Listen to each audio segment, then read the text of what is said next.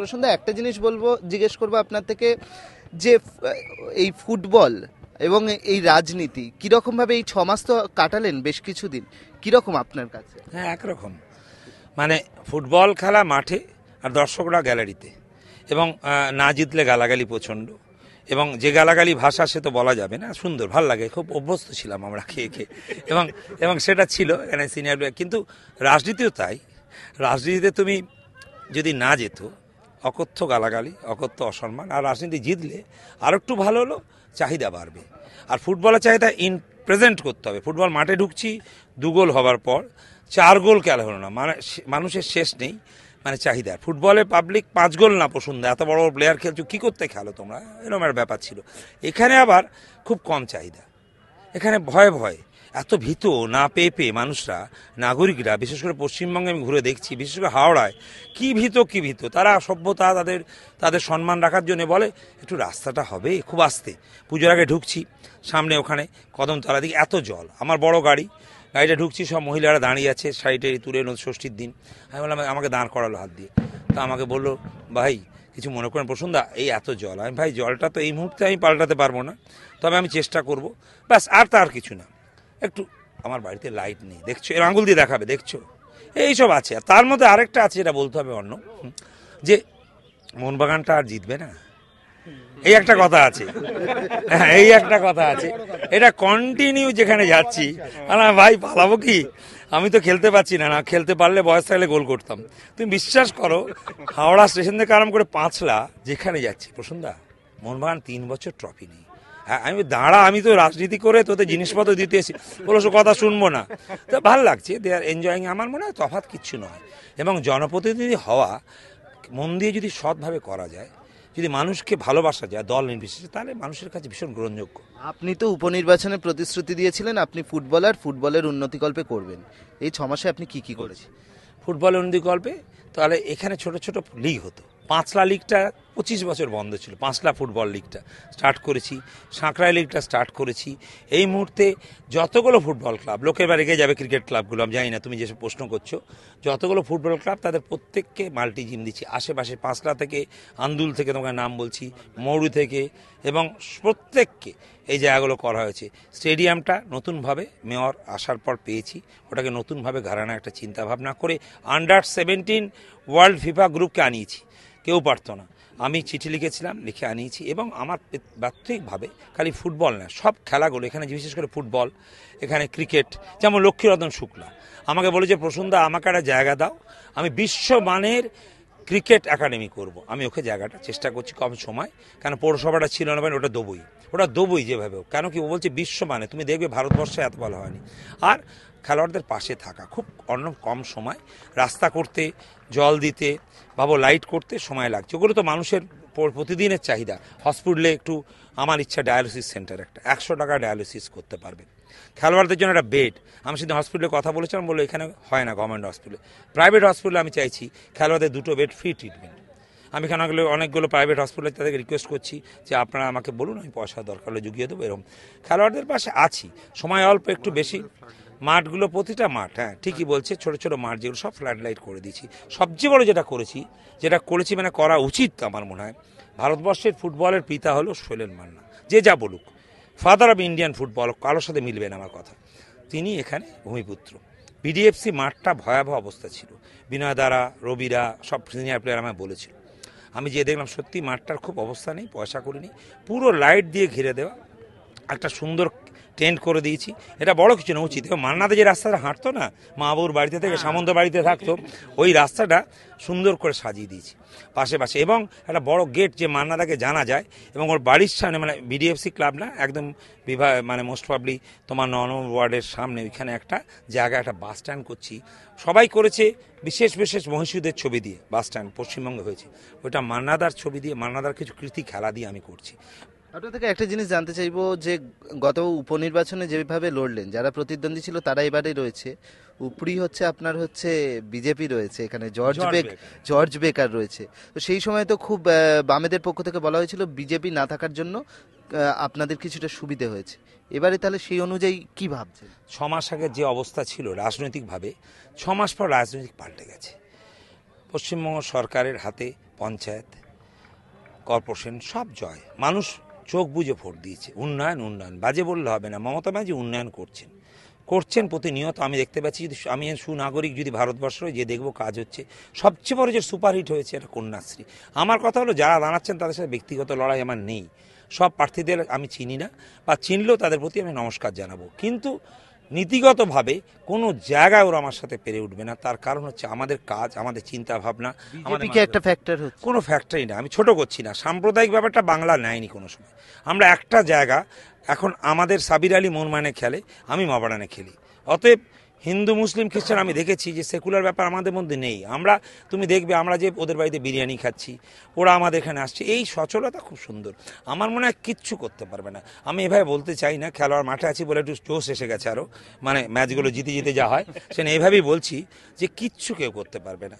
আউটরাইটভাবে আমাদের যে উন্নয়ন আছে, যা কাজ আছে, মানুষ যেভাবে এগিয়ে এসছে আমি দেখতে পাচ্ছি, চোখ দিয়ে আমাদের চোখ আছে। কারণ আমি না দর্শকের সঙ্গে ছিলাম, খেলোয়াড়রা ভীষণ পাবলিকের সাথে থাকে, অতএব এটা সুবিধা হয়েছে, পাবলিককে আমি চোখে বুঝতে পারছি কি করতে চাইছে। ওরা বলছে আমাকে বারবার প্রশ্ন, আবার আসুন, এগুলো করুন, কোনো অসুবিধা নেই, বিজেপির আরও ভালো হবে। আমি চাই চতুর্মুখী লড়াইটা আরও বেশি ভালো খেলা যায়। ভাবো, ফার্স্ট রাউন্ড থেকে চ্যাম্পিয়ন হয়ে যে লাভ নেই, first round, second round, semifinal হারিয়ে যখন ফাইনালে হারালাম, হিরো হিরো লাগে, তাই না বিনোদা? 5-6টা ম্যাচ। আপনার থেকে যেটা জানতে চাইবো যে এই 6 মাস কাজ করেছেন বলছেন, নেক্সট যে 6 মাস বা নেক্সট যে পুরো টার্মটা পাচ্ছেন আপনি, সেই টার্মে কি আপনি কি প্রচারে নিয়ে যাচ্ছেন, কি কি প্রচার জন্য নিয়ে এসেছি? মানে আবার রাজনীতিবিদ হতে হয়েছে না, কি কি কাজ করেছি পুরো এখানে লেখা, কোনো কাগজ মিথ্যা নয়। এবং সবচেয়ে বড় যে কাজটা করেছি একটু বলে নিই, যেহেতু এপি বিমানবন্দর সামনে রয়েছে, মেডিকেল, মানুষের মেডিকেল সাহায্য 25,20,000 টাকা আমরা দিতে পেরেছি। মানে ভাবো, একটা লোক, না আমি বলছি 6 মাসেই আপনি যা বলছেন এত করেছেন, তাহলে পুরো টার্ম পেলে আপনি কি করবেন? টার্ম পেলে তো ভয়াবহ কাণ্ড হবে, খেলাধুলা হবে বেশি ভাই, স্টেডিয়াম তৈরি হবে, 5 লাখ স্টেডিয়াম ইচ্ছা আমার, তোমায় বলে দিচ্ছি। একটা আন্দুল মাঠটাকে, ভান্দুল স্টেডিয়াম মাঠটা, আর ডুমুর জেলাটা নিয়ে ভীষণভাবে একটা কমপ্লেক্স করার ইচ্ছা, ভীষণ ইচ্ছা। মানে ডুমুর জেলা আমার যখন ছোট, বিনয়দা আমরা ছোট, কি রবা ছোট, তখন থেকে ডুমুর জেলা একটা সুন্দর সুন্দর ললিপপ দেখাতো সিপিএম গভর্নমেন্টস, আর হলো না। এবং সেই ডুমুর জেলা আমিও ভাবতাম কবে হবে। ডুমুর জেলা নিয়ে হেঁটেছি আমরা, সব প্লেয়াররা হেঁটেছি, আমরা প্রতিবাদ করেছি, ভেবেছি সব মানুষরা।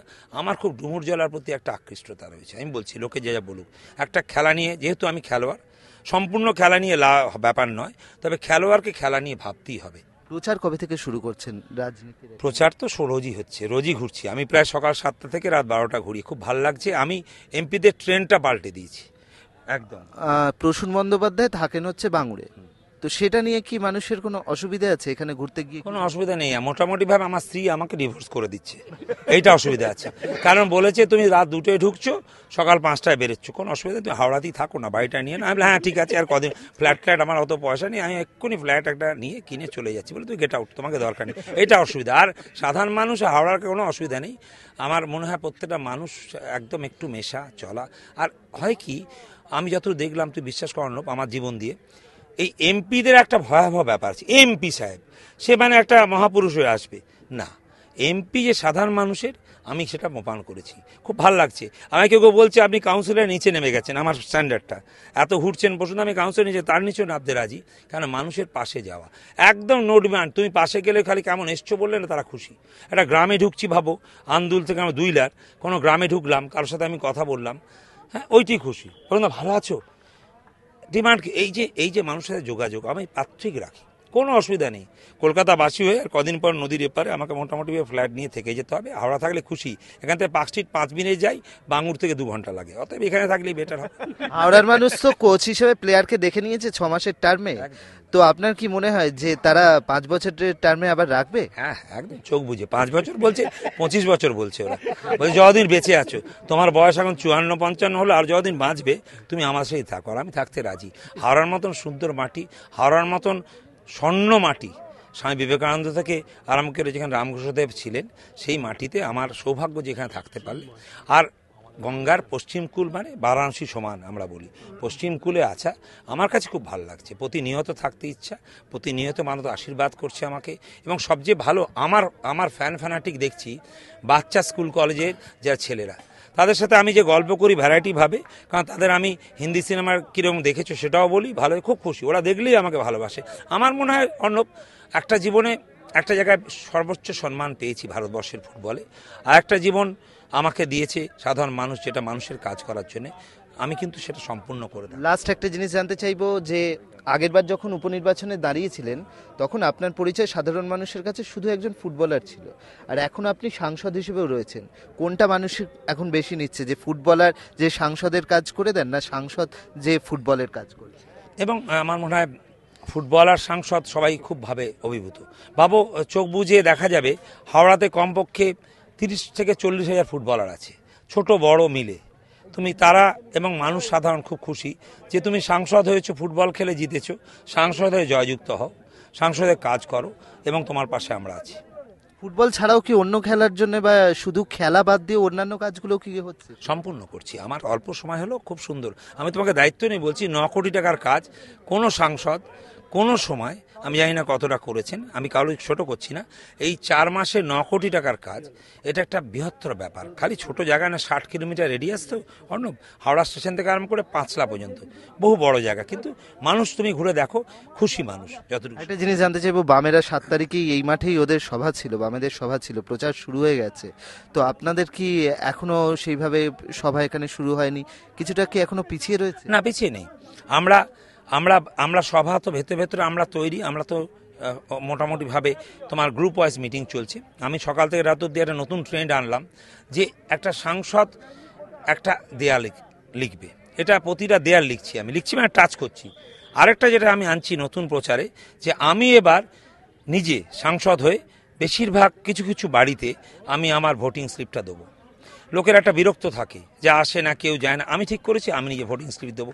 আর আমাদের মোস্ট প্রবলি হয় কি, অর্গানাইজড হয়ে গেছে তো পার্টিটা, আমরা যে রোজ প্রতিনিয়ত আমরা আস্তে আস্তে করছি, কারণ একবার হুড়মুড় করে করলে একটু টেম্পোটা কমবে। 30 তারিখ ইলেকশনস, সেই জন্য কাছাকাছি যাচ্ছে, হাঁটা চলা অল্প করছি, কিন্তু এইবার আসতে বড় প্রোগ্রামগুলো শুরু হবে। যারা যেভাবে করছে কাউকে ছোট করে না, যে যার মতো করুক, কিন্তু যে বামফ্রন্ট যেটা করেছে ওরা পিছিয়ে আছে অনেক, ওদের দোষ নেই, পিছিয়ে আছে অনেক বলে হাওড়াতে তুমি বিশ্বাস করো, সেদিন আমি দুঃখ পেলাম বামফ্রন্টের মিটিংয়ে, আমি টিপ্পনি কাটছি না, মিটিংয়ে আমি দেখলাম এত কম লোক, এবং সবচেয়ে বেশি গর্ত করে দিয়ে চলে গেছে মাঠটার ভেতর। এটাও ঠিক না।